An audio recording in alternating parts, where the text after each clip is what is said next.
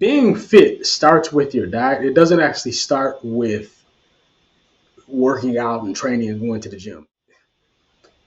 People are so big and bloated and it's so normalized that I don't think people really have a sense of how big and bloated they are anymore.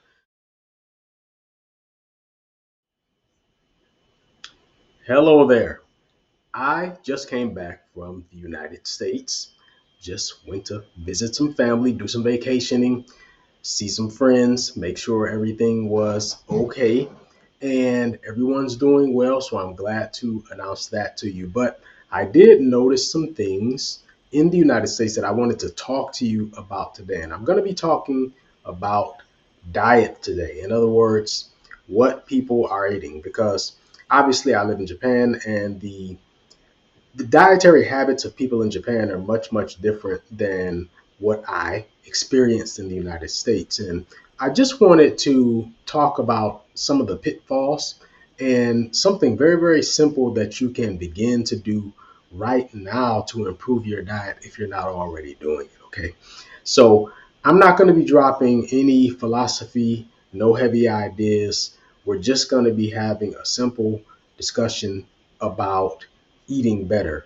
And again, this is inspired by my recent trip to the United States. You don't have to be American to get something out of this. If you're in Australia, if you're in Cambodia, if you're in Japan, if you're in India, if you're in Mexico, the United Kingdom, New Zealand, wherever you are, okay, this message is going to apply. So first, let me just remind you that I am Mark Johnson, the founder of Bounce Pep, bringing you ideas for a fit and flourishing future. And I am also the youngest son of Bill Johnson. And let me just say that I did see my father, and he is 94, as you may know, and he is still doing well. So I'm very, very thankful and appreciative of that. And I'm just hoping that he sticks around a little bit longer. I want to see him make 100. So, with all that said, I do want you to leave your comments or any feedback that you have because I do appreciate that. And of course, I appreciate if you give me a thumbs up and subscribe. Okay. So, with all that said, let's jump into this. So, I just came back from the United States. And let me just put it frankly, people are huge in the United States. Now, I'm not a large man, but I'm a small man, actually, especially in the United States, especially here in Japan. I'm not like extremely small, but in the United States, compared to the size of the people there, I'm small. And I can just tell you that it, people are so big and bloated and it's so normalized that I don't think people really have a sense of how big and bloated they are anymore, because such a large percentage of the population in the United States is in that box. People are just enormous. And it doesn't matter how tall or short they are. What I noticed was that there are just a lot of really big, overweight, bloated people. And I'm not saying this to pick on people. I'm not trying to badmouth people. I'm just presenting to you what I observed with my own two eyes. I'm not trying to hurt anybody's feelings, but this is what I saw everywhere I went. Okay.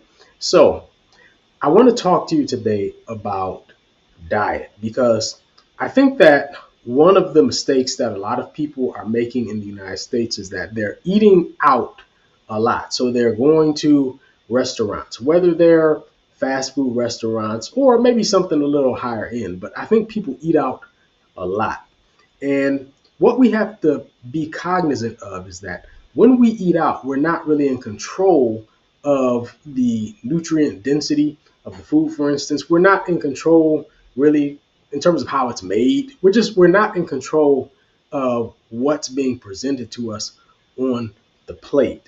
Okay. So we're relying on someone else to prepare it, and they're not concerned about density of nutrients or nutritional content. Typically speaking, when you're eating out at some type of a restaurant, they're just trying to feed you, and they're going to load it up a lot of times with excessive sugar, excessive salt, excessive fat, right? And you see people eating out a lot and eating this stuff all the time. And it's just blowing their bodies up over time, right? And one of the things that shocked me, and even my daughters, they saw this and they were talking about it. They couldn't believe how many kids were just way overweight. I mean, just we're talking about kids who were 6, 7 years old and just already way overweight, right? And again, see, that's a function of diet. That's a function of essentially what their parents are feeding them on a regular basis. And the kids don't know any better. The kids accept what their parents give them, and they assume that it's the way it's supposed to be, that's the way it should be, that it's what's natural and normal, right? But what you see in the United States, from whether it's children or teenagers or people who are, fully grown adults, is you see a lot of people who are just way out of control in terms of their weight and just how fat they are. I'm not talking about people who are a little bit chubby. I mean, I saw too many people who were just enormous. Okay. And even the ones who weren't necessarily fat were just in poor shape. I saw a lot of that as well.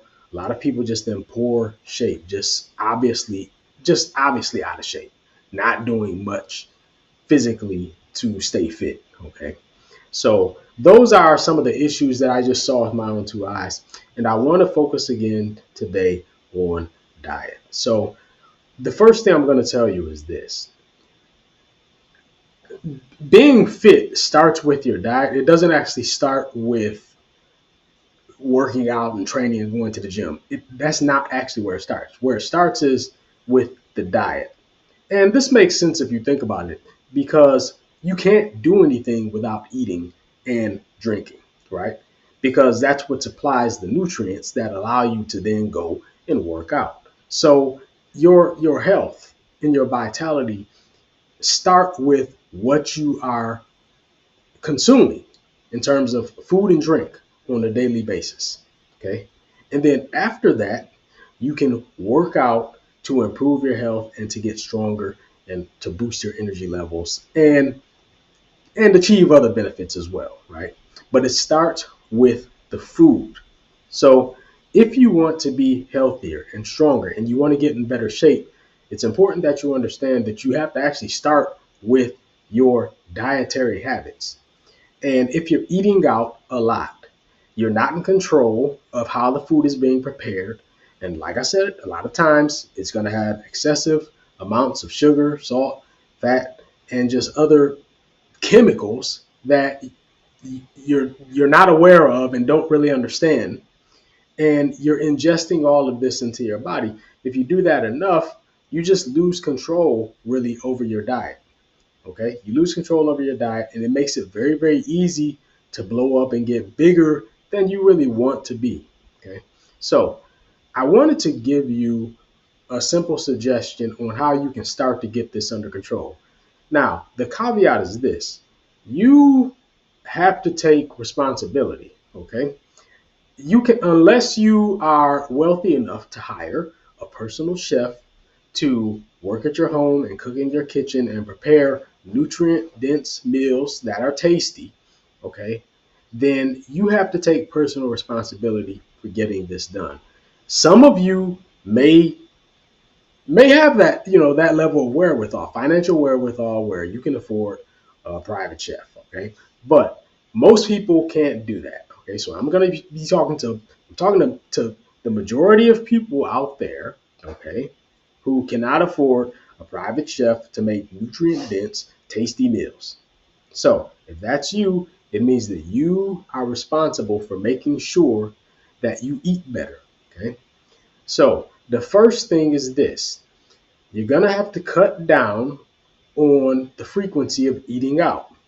That doesn't mean that you can never eat out.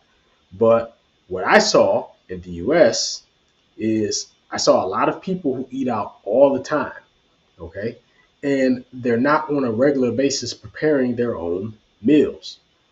Say, and again, this is a recipe for getting big and bloated and fat and just all out of shape. So Take responsibility. This means that you are responsible for going to the grocery store and shopping. Okay? You're responsible for selecting the food items that end up in your kitchen that you are then going to be responsible for preparing in your own kitchen. Okay? And you're responsible for making sure when you do shop that you are grabbing nutrient dense fruits and vegetables and meats and fish and poultry and all. Like, you have to go and get fresh natural whole foods, okay, and stock that stuff in your refrigerator, okay, and then you have to be responsible for actually preparing it. Now, I wanted to give you one concrete suggestion for how you can actually get started, because I know that some of you do not enjoy cooking, or if you don't enjoy cooking, you just don't know how to cook very well, right? And I always tell people, if the problem for you is that you really don't know how to cook very well, then aside from just getting some cookbooks or watching YouTube and learn how to cook better, the first thing that I want to tell you is this: start with making your own salads on a regular basis. You can start there, okay? I want you to get in the habit of making a salad for yourself on a regular basis, because you don't have to know how to cook to make a salad. All you have to do is go to the grocery store and buy fresh ingredients. You bring them home, you pull out a knife that you can chop the vegetables up with. If you're adding fruit to the salad, you chop up the fruit. Whatever you're adding to the salad, all you need to prepare is a cutting board essentially and a knife.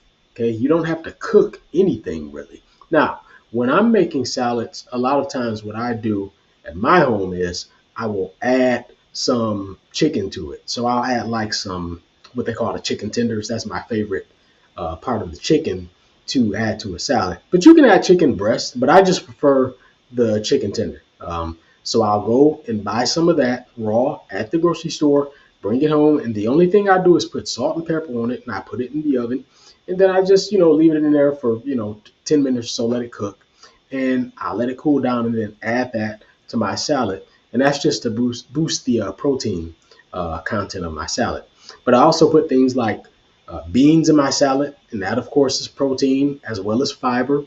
I put avocados almost religiously in my salad because I want to make sure that I get healthy fat on a regular basis. Not all fat is good fat, and not all fat is bad fat. But one thing I can tell you is avocados provide very, very good healthy fat for you. Okay, so if it's something that you enjoy the taste of, or at least you don't hate the taste of, then I would encourage you when you're making a salad to add an avocado to it. Just chop up an avocado. You don't have to squash it like guacamole, but you can just chop it up into pieces and add it to your salad. Things like spinach, okay?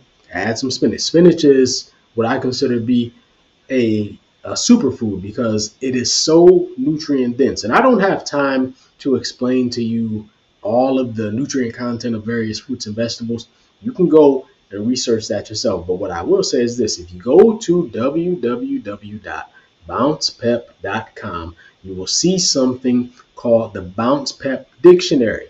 And if you're just curious about things like food and nutrients, you can open up that dictionary and you'll find a lot of information. I put that dictionary together for you. So go to bouncepep.com, open up the dictionary, and just look through it. You will find information that will help you to understand better and make you even more curious. Like I always say about information, once you get a little bit of information, and especially if it's information that you feel is very, very helpful and information that you can apply immediately, it tends to make you want more of the same. So I want you to go look at the Bounce Back Dictionary and just see if it piques your interest. Okay, see if it inspires you to learn a little bit more. But you can learn about vitamins and minerals and fats and carbohydrates and protein. You can learn about all of that stuff if you simply go there. I put it together for you. So with that said, I want you to get into the habit of making a salad on a regular basis. One extra suggestion I have on top of that is when you make a salad, make one that is big enough to last at least a couple of days so that you don't have to make one every single day. Once you make a salad, you can basically put it in the refrigerator and it'll keep for 2 or 3 days, and basically it'll be good. 2 or 3 days out, it'll still be good. Okay. But this is my suggestion to you. If you cannot cook, okay, don't let that stop you. You don't have to know how to cook anything to make a great, nutritious salad. Now, me personally, I also make my own salad dressing. So I don't buy salad dressing at the grocery store. I simply make it at home because it's so simple to do. Most people don't realize how simple salad dressing is to make themselves. So they just, the default for a lot of people, I think, is just to go to the grocery store and buy something off the shelf. But it's extremely simple to make your own dressing at home. Again, this is not rocket science. It's not a secret. You can go on Google, you can go on YouTube, and you will see recipes for relatively simple salad dressings that you can make with your own two hands in the comfort of your own kitchen. Okay, but what you're doing is you're starting out with these salads because it's relatively simple, and at least it's a start.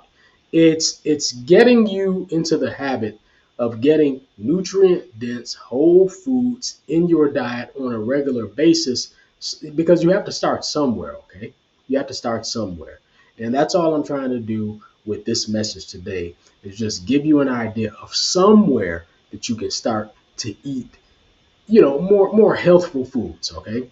Now there are other things you can do. Of course, drink more water and whatnot, and obviously cut back on fast food. And I've already talked about some of that. But today I'm just gonna start with the salad thing. Okay.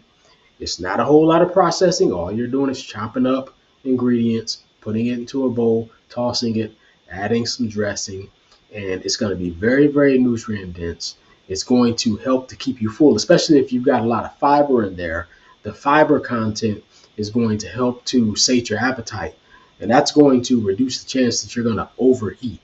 And as well, like I said, I put beans and chicken into my salad most of the time, and so that adds protein as well. So basically, the combination of protein and fiber in the salad will help to sate your appetite and prevent you from overeating, right? When you're eating out a lot and you're eating a lot of ultra processed foods as well, it's very easy to overeat those because the nutrient content is, it's just not very dense. And a lot of times it's lacking in fiber. And so it doesn't fill you up effectively. You can just eat and eat and eat and pile on calories forever.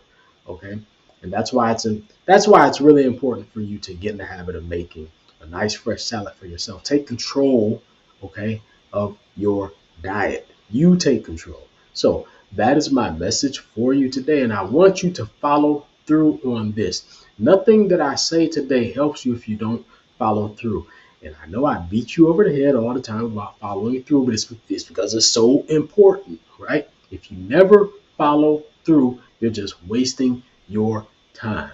So that's my message for you today. Okay. I don't care whether you're American. I don't care whether you're Samoan. I don't care whether you're Canadian. I don't care whether you're Vietnamese, whoever you are, wherever you are. All right. Get control of your diet. All right. So, with that said, I want you to take this with you. Talk to you next time.